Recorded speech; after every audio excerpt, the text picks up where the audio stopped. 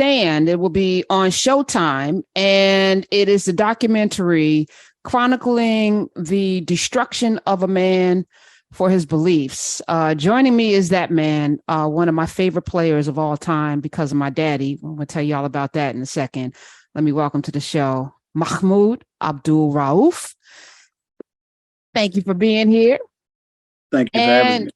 Yes, and joining us is the documentarian, the director of the documentary, Stand, Joslyn Rose Lyon. Hi, welcome.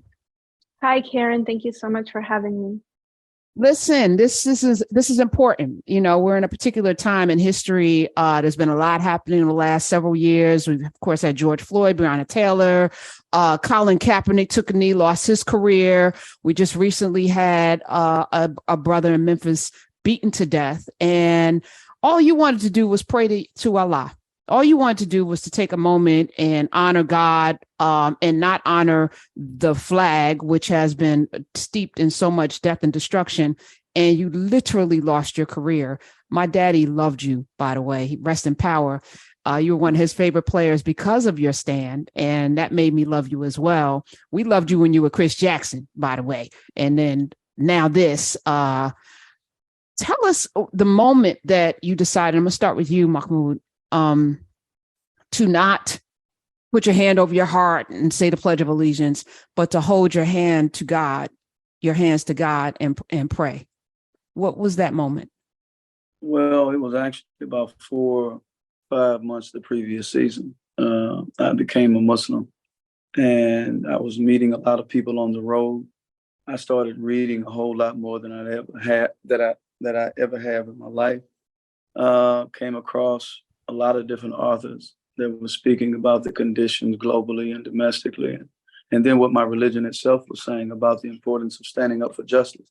So it all happened like 4 or 5 months the previous season, but it wasn't until the next season that someone caught wind of it and wanted to do an interview. And then that's when it went global. Mm. Joslyn Rose Lyon, to get a film like this made, I mean, timing's everything. Walk us through how long you were, gathering. What is the relationship? How did you make this happen? Thank you, Karen. Great question. Filmmaking is always a journey. It's a process. It's not linear. I wish it was. It would be a lot easier if someone could just hand us a roadmap. We had an incredible team on this project. And when I came on board, the producers had already taken, I'd say, hours of tape down. And there was a ton of interviews already shot. It was an incredible process working with the producers at Mandalay. We had Mike Tolan and Mason Gordon. We had Sarah Allen and Colleen Dominguez, Colleen producing with Tom Friend and Sarah executive producing, and of course, David Kelly from Golden State. And then we also had, of course, Showtime. Stephen Espinoza just was a champion of Mahmoud's story. And the first conversation I had with Stephen Espinoza, being the president of Showtime Sports, we had this really incredible exchange about my creative approach, which was just seeing Mahmoud's journey through the lens of kind of shadow boxing, and just how Mahmoud, in some ways, had to kind of walk through this fire, face his shadows to find the light that he shines in this story. And that basketball was the vehicle for this. And Stephen and I had talked about that quite a bit, that basketball is a vehicle for Mahmoud Abdul-Rauf's story to be told, which is a very dynamic story of activism and Tourette syndrome and mental health and spirituality. So it was quite a journey and a process. I'm very grateful that we had such an amazing team to make it happen, and an amazing cast as well. Amazing editor, my editor too. I have to shout out my editor too, and my composer. Those guys just, everyone really contributed amazing to it. Why did you want to do this? I converted to Islam in 2003. So for me, I really could relate to Mahmoud's spiritual journey. Having converted to Islam, not growing up in the Bay Area, I didn't really have a religion. I was very spiritually tuned, but Islam found me, or I found Islam, and I converted 2003, and it was quite a journey. I practiced it and studied it for years and years and years. And so I really could relate to that part of Mahmoud's journey. And I think also just the intersection of athletes and activism just wherever activism can meet us as artists, as athletes, as just finding a way to turn the volume on up louder for our voices to be heard. And being a woman in this space, that I often have to walk in a room and feel like I have a disadvantage, so I have to talk a little louder, or at least sometimes cheerlead a bit more, because there is kind of this, you get kind of questioned for, well, are you really deserving of being at the table, or is your voice really going to count? So I could relate to all of that. And I think the mental health struggles that Mahmoud went through, just with Tourette's, just having my own issues in my life that I grew up with anxiety and whatnot, just knowing that Mahmoud had this fearlessness about him, this courage to take a stand and to face all of these things and to be triumphant in the face of them, and his gift to shine through is just absolutely just something I wanted to be a part of. And I'm so grateful that I could be a vessel for this story to come through as the director. Joslyn Rose Lyon is her name. She's the director of Stand. She's also won awards for work on several other documentaries, like Barbara Lee's Speaking Truth to Power, which we absolutely love here. And she's worked on LeBron James's digital platform, Uninterrupted. When Mahmoud Abdul-Rauf came into the league, the Tourette's syndrome story was huge, and it made you a sympathetic figure. And we all leaned in and we were all rooting for you. And then it turned as if none of that mattered. Tell us about the turn. Okay, so you convert to Islam. I think it's fine in America, right? This is freedom from religion. We should be all able to practice whatever we practice. When did you know it would be a problem? Well, it doesn't always work that way. But you know what? These are conversations. The interesting thing is that these are conversations that we have as athletes continuously, whether we're on the bus, the plane, in the gym. We talk about a lot of things. This perception or this stereotype that it's sort of like back in the day they would talk about the dingy blonde, right? And there's a stereotype, all blondes are this way, or like all athletes. Most athletes don't have a mind of their own and can't think for themselves. So I didn't see anything necessarily. I didn't see a problem when they came up to me and they questioned me about, do I want to talk about it? Even though I know the history has been such that, look at Muhammad Ali's, the John Carlos's and Tommy Lee Smiths and all of those who have been condemned, you somewhat, I guess, in some sense, have a level of delusional hope that maybe things have shifted a little bit. But I noticed the next morning when I came to the gym and we were playing Shaquille O'Neal, Orlando, who has a Muslim name, by the way. Yeah, of course. I'm thinking, look, when I saw those journalists, because we weren't the greatest team. I mean, we were making improvements, but when Jordan and Shaq came to town, there was many more journalists that would be eager to interview them. So I'm thinking, they're coming to interview Shaq. But then they shifted and came my way. And when they asked me the question, I just spoke my conscience. So when I got to the gym that night, that's when I was called down to Bernie's office. And when I got into the office, he said, well, the NBA wants to suspend you and fine you if you don't stand. What do you say? I said, well, I'm not going to do it. And that's when he said, well, two people want to get on the phone with you. And I can't remember who they were. For some reason, because he's now the president, I'm assuming Adam Silver, because I think they were David Stern's right-hand men. And they commenced to tell me, they identified themselves as Jewish initially. And then they tell me a story. And I was polite. I said, listen, thank you for the story. I said, but in this context, I said, one, there's two things. I'm not Jewish. And that particular story doesn't apply to me. I said, so I'm going to continue to do what I do. And that's when he told me, I was so green because I'd never been suspended or fined before in my life. I thought it was going to take, and I say this all the time, like active legislation. It was going to take some days. They got to deliberate. So I said, look, can I go put on my uniform? He said, no. I said, I'm fine right now. He said, yeah. I said, okay. Well, can I go and support the team, in the stands? He said, no, they don't want you on the premises. So I had to leave. I had to leave the park. I mean, I had to leave the arena, the park. Wait. I'm sorry, Mr. Rauf, Abdul-Rauf. I'm sorry. Yeah. You committed a crime? You committed a crime against humanity? Absolutely not. Yeah, absolutely not. Look, it was a crime being, I guess, a Black athlete speaking his conscience about what he feels about the American flag and by extension, the American system. So, you have to make an example of a person like me to send a message to others that if you do this, this is what will happen to you. But you know what's crazy? I remember this because you're not demonstrative. It's not like you were Muhammad Ali, where you weren't out there doing that. It was a very you have a very nice, calm cadence and flow. Yeah. Not at all, quote unquote, threatening. Mm-hmm. But the words that were coming out of your mouth were so they got on the phone and told you either apologize. Was there this list of things you had to do? No, not at all. Actually, my agent at the time, Sharif Nasir, had called the NBA. And there was a guy named Rod Thorne who was over fining people for various reasons, right? If you didn't, they wanted to fine me $1,000 a sock if the NBA emblem didn't show, because I would fold my socks up.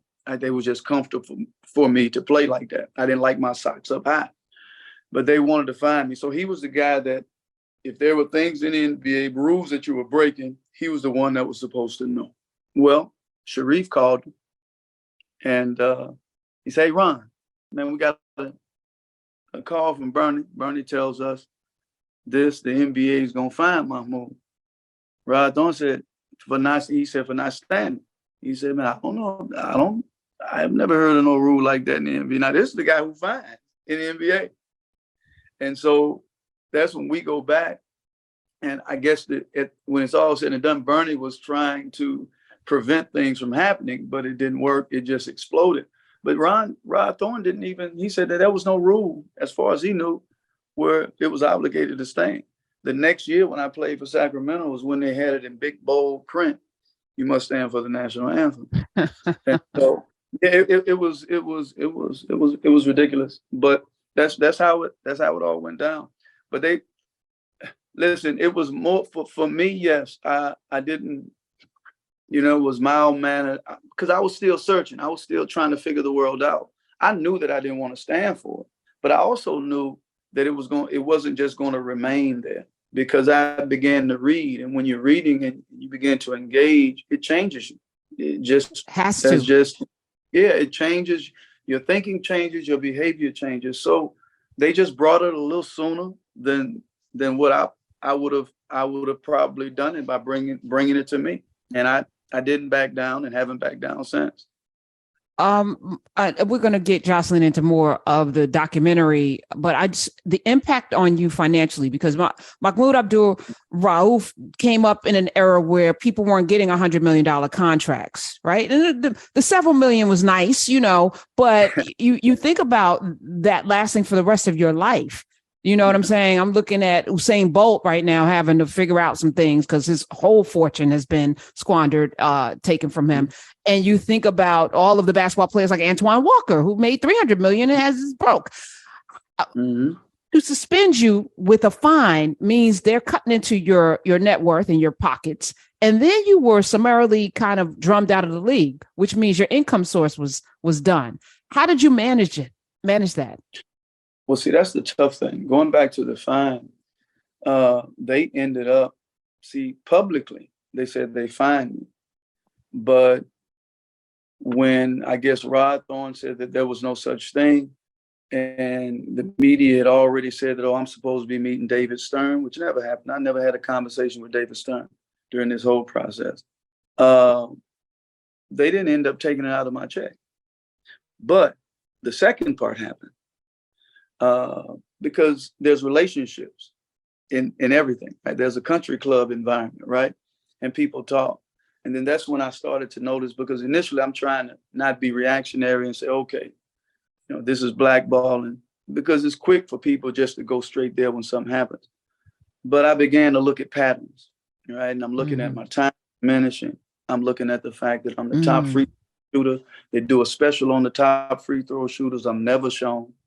I'm looking at the fact that usually when I didn't play and I'm in my prime, that reporters are coming asking me, why aren't you playing the whole season? It's like a handful of reporters would come and talk to me, right? It's almost like there was hands off. So I'm looking at all of this take place, right? Then never before in the history of my playing that I'm getting DNPs, right? Because the coach's decision, they just didn't put me in. I said, I see, and this is an attempt because the more you don't see me, it's like out of sight, out of mind, right? Then it's easy it's easy to say to people, well, we don't know if he has it anymore, right? Because you don't see me play. And that's because there are laws in this country, right? That you just can't say, well, I'm getting rid of you because you said this. So you have to prepare the stage in so many ways to give the impression, we don't know if he can play anymore. We don't think he has it. Kind of like what they did to Kaepernick, right? Sitting, the attacks, and so it was tough. And many of us as African Americans, right, we don't have generational wealth, so we're taking care of multiple people. It's not like our mom has a house paid off, right, and father and all this. We have to take care of so many, and then most of our life is spent just developing our skills. To a flaw, not learning about a lot of other things, because we didn't come from money to where we understand balancing budgets and investing.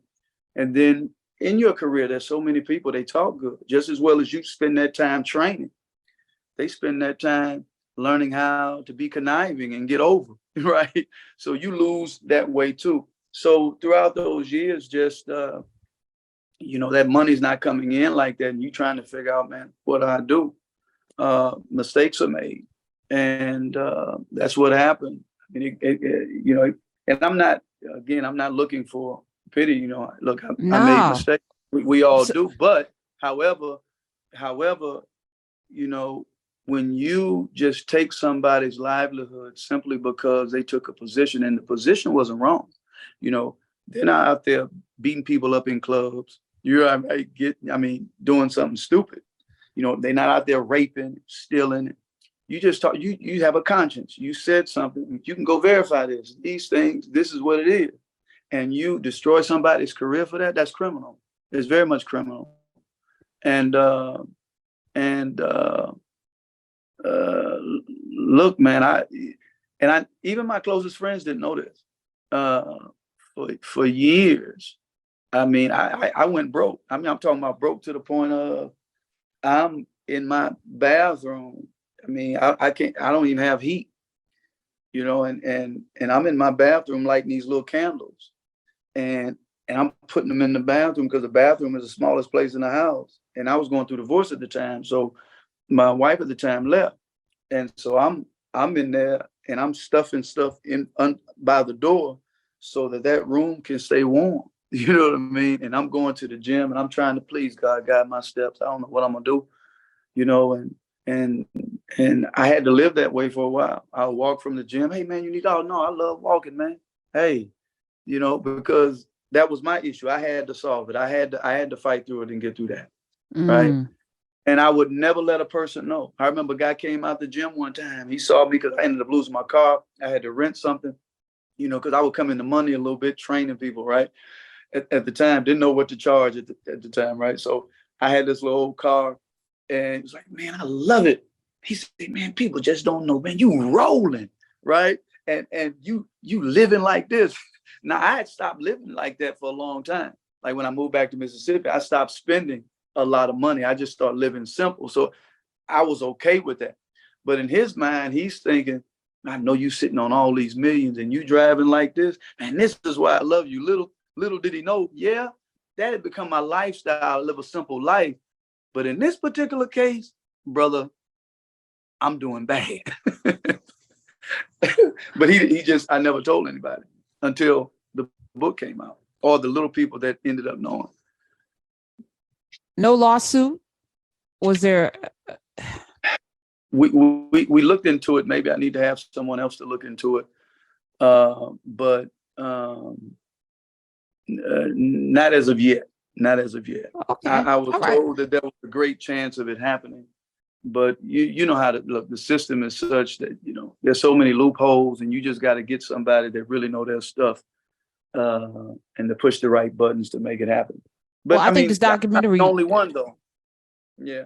That's what I was going to say. I think this documentary is going to be like that thread on that sweater to pull Joslyn Rose Lyons as people watch Stand on Showtime, 9 p.m. February 3rd.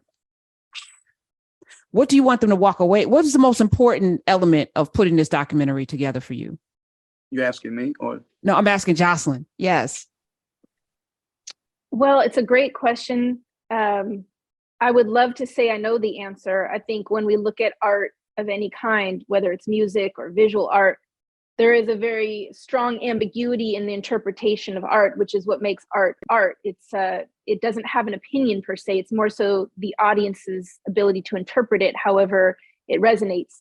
My personal hope for Mahmoud's story and for Stand would be that because Mahmoud walked through so many fires, and I mean, Mahmoud walked through literal fires, like the KKK burned his home. They burned his house. People don't even, they burnt his house, y'all.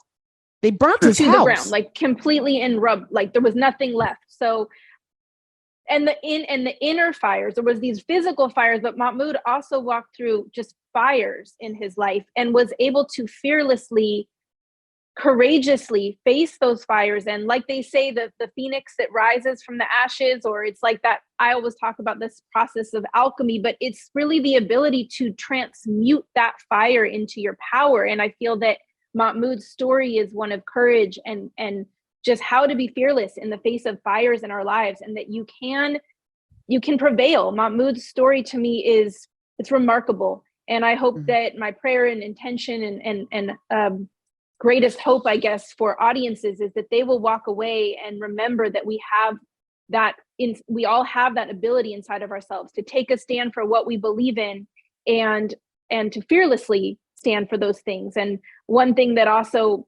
Mahmoud to me really stands for is that often we see freedom through the lens of what we can do within a certain kind of confine, right? Like whether it's the company we work with, or our brand partnerships, or our job, or the government. But Mahmoud's story is a testimony to me that freedom is not anything more than whatever it is that makes you feel free.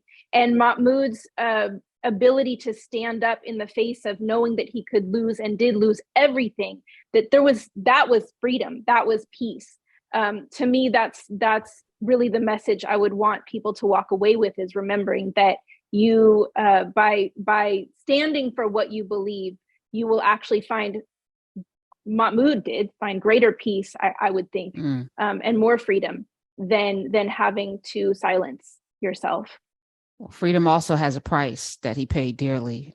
So many people that came after him didn't have to. LeBron and them could stand up with hoodies on and put "I Can't Breathe" t-shirts on because of the work that you and Craig Hodges did, the conviction that you and Craig Hodges and others lost their careers over. I would love for you to come back. I'm being told we got no more time with you.